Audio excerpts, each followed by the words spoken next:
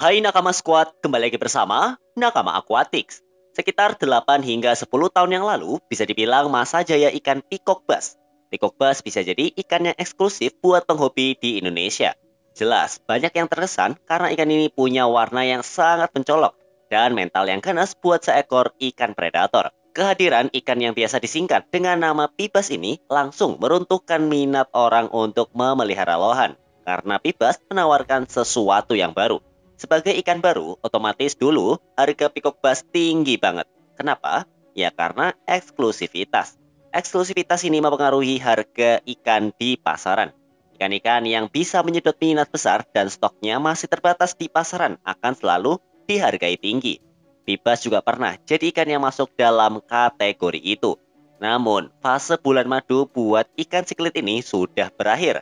Kini, mereka sudah dianggap sebagai ikan normis dan hampir tidak punya pasar lagi karena terlalu lumrah buat dipelihara. Bahkan harga per ekornya sangat anjlok, sampai harganya lebih murah dari sebungkus mie instan. Mengapa itu terjadi? Simak videonya sampai habis ya. Bab 1.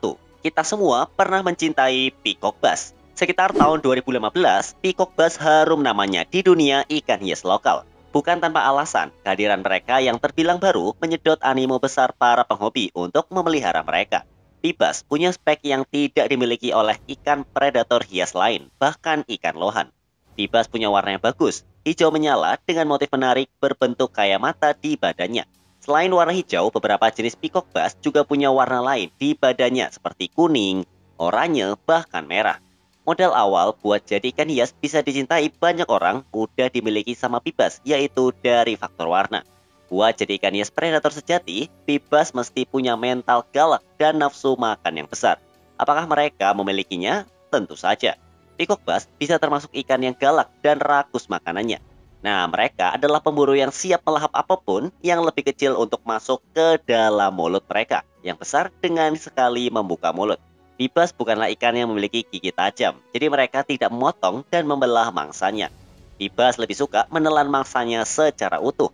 Ada satu faktor lainnya yang membuat peacock bass saat waktu itu susah buat dikalahkan, yaitu mereka bisa dipelihara di dalam satu akuarium. Stigma ikan predator kan susah buat dipelihara dalam satu tank secara bersama-sama. Namun, peacock bass bisa dengan damai hidup bersama sesama jenisnya dalam satu tank tanpa ada problematika yang berarti. Terakhir, mereka punya jenis yang banyak. Total, sampai sekarang ada sekitar 16 jenis peacock bass yang hidup di Amerika Selatan. Bahkan, masih banyak jenis peacock bass yang belum teridentifikasi secara ilmiah. Contohnya Pibas fogo yang punya nama latin Cicla marinae. Angka ini sendiri diungkapkan oleh Dr. Stephen Kullander, seorang ahli South American Cichlid yang berkolaborasi bersama Dr. Ephraim Pereira. Mereka berdua ini berhasil menemukan 9 jenis baru peacock bass dan juga satu nama lama mereka yang bangkitkan lagi.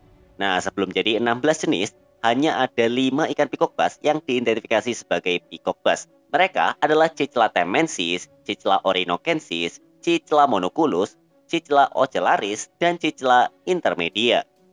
Sebuah studi yang dilakukan sama Dr. Stephen Kullander dan Dr. Ephraim Pereira di pedalaman Amerika Selatan berhasil nemuin fakta kalau jenis peacock bass itu bukan cuma 5 ekor ikan yang tadi. Keluarga Cicla ternyata lebih besar dari itu. Dua dokter ini berhasil nemuin 9 jenis lainnya, yang salah satunya cukup laris pas masuk ke pasaran Indonesia, yang bernama Pibas singu. Singu merupakan ikan yang lumayan baru ditemuin, namun udah laris di pasaran ikan hias beberapa tahun setelahnya. Cicla melaniae baru ditemukan sekitar tahun 2006. Di Indonesia, demam pibas sangat masif beberapa tahun yang lalu. Harga pibas yang dulu lumayan tinggi untuk ukuran babynya. Tahun 2017, aku pernah beli baby peacock bass mono yang dihargai Rp35.000 dan pibas Orinoco sekitar Rp50.000. Di era ini, pibas udah bisa dibudidayakan di Indonesia. Makanya harganya juga makin terjangkau.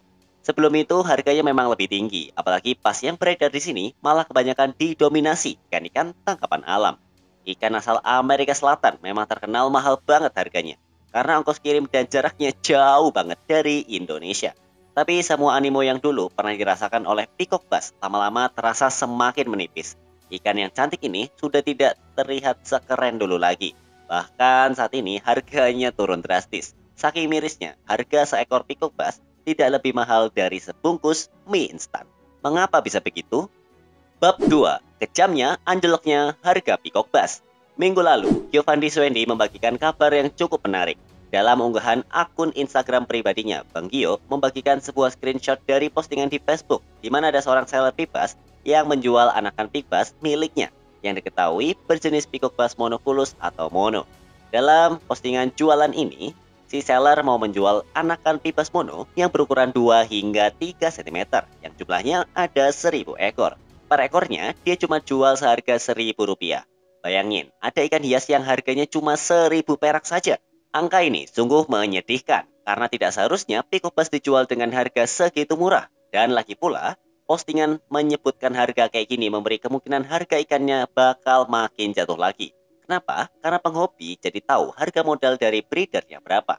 Kalau kita berasumsi orang yang menjual 1.000 ekor ikan ini adalah breeder, maka secara tidak sengaja dia sama saja menurunkan harga pasar ikan yang dia jual sendiri. Padahal banyak orang yang juga menjual ikan yang sama dengan harga yang jauh lebih mahal. Dan modal yang lebih besar nantinya terancam harus turun harga karena animo masyarakat yang ogah membeli ikan dengan harga yang lebih tinggi.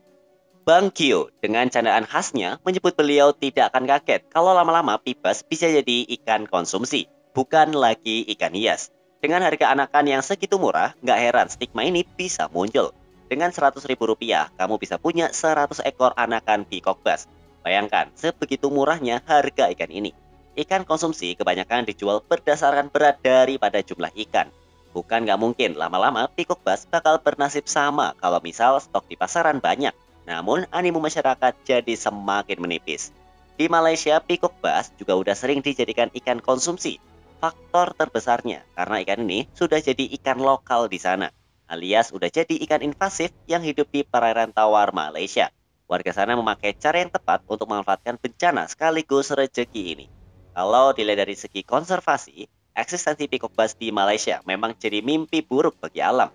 Namun buat para warga jelas tidak akan selalu seperti itu karena mereka jadi nemuin ikan baru yang bisa jadikan menu makanan anyar di rumah. Di Malaysia, Peacock Bass dijual sebagai ikan kering yang mungkin agak mirip kayak ikan asin ya.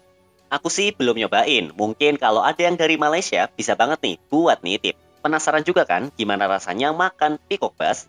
Mengapa harga Peacock Bass bisa sangat anjlok? Itu adalah pertanyaan yang sangat mudah dijawab, tapi cukup sulit buat mencari sebab utamanya. Kalau dari asumsi, Peacock Bass mesti anjlok karena ikan ini cukup mudah buat dibudidayakan, apalagi jenis Peacock Bass monoculus.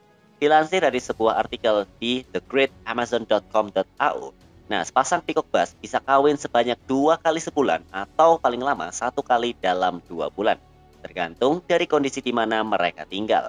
Jika diberi tempat yang baik dengan parameter dan suhu air yang nyaman, Peacock Bass bisa kawin sebanyak 2 kali dalam sebulan dan menghasilkan 3.000 hingga 10.000 butir telur. Namun, rata-rata Peacock Bass bisa bertelur sebanyak 5.000 butir. Jika mengacu pada fakta di atas, berarti jika dipelihara dengan baik, sepasang Peacock Bass bisa menghasilkan sekitar 10.000 telur per bulannya. Itu cuma dari satu pasang. Kalau misal seorang breeder punya 100 pasang, maka sebulan Peacock Bass yang diproduksi mencapai 1 juta ekor cuma dari satu breeder.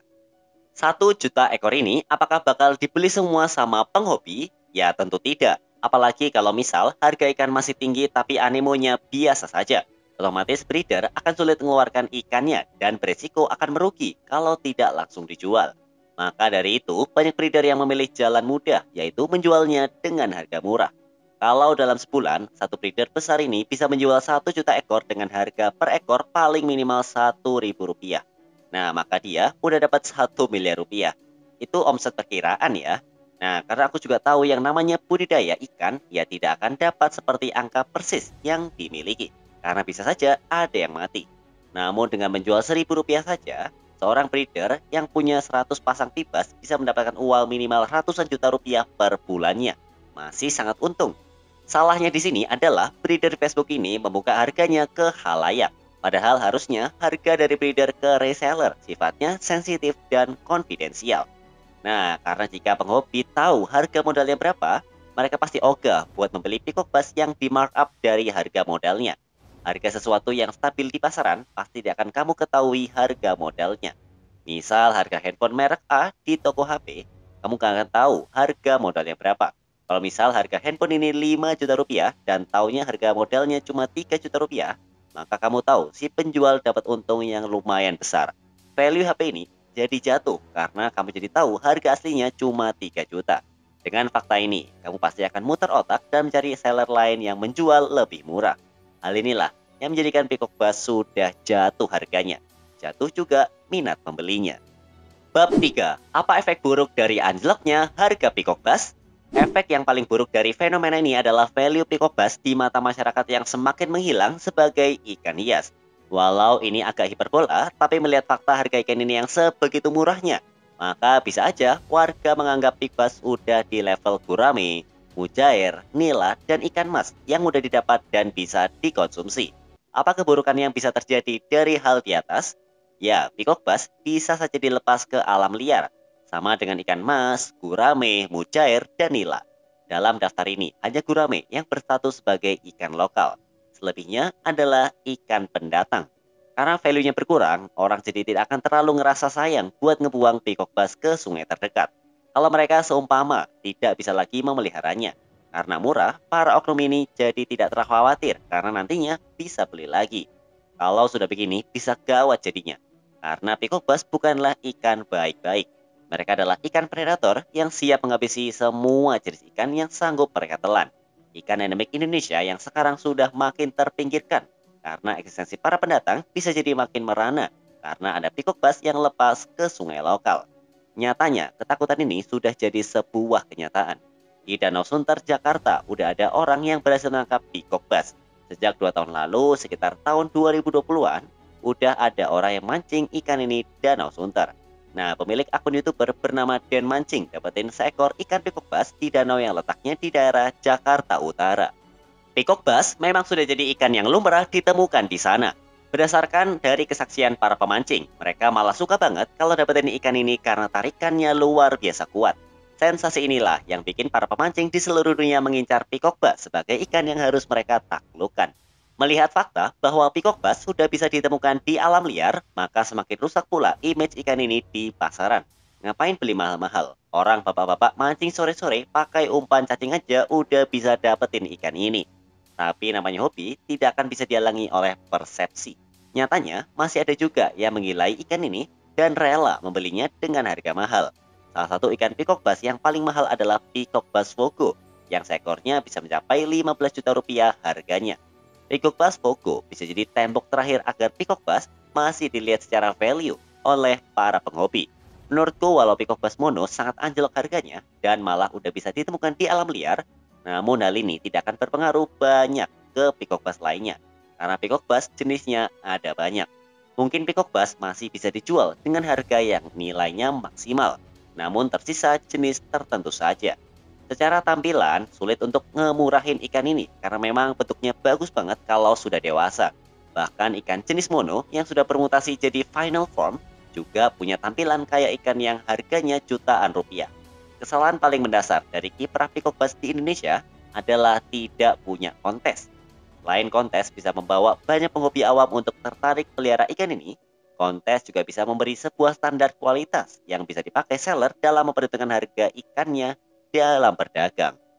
Ambil contohnya Cana. Cana walau saat ini dianggap anjlok juga, tapi para penghobi punya sebuah standar khusus di mana hal ini berpengaruh kepada nilai jual ikannya.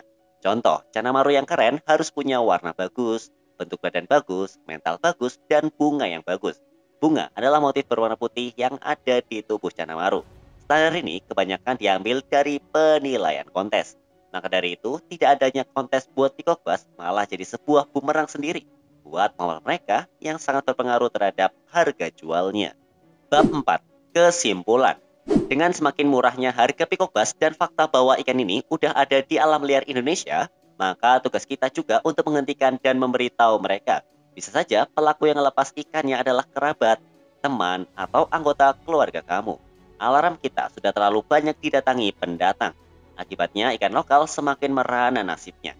Cara terbaik dalam memerangi eksistensi Peacock Bass di alam lokal adalah dengan memancingnya dan jangan melepasnya lagi ke dalam danau. Pakai metode yang dilakukan sama Amerika Serikat dalam memerangi Cana, yaitu dengan memusnahkannya.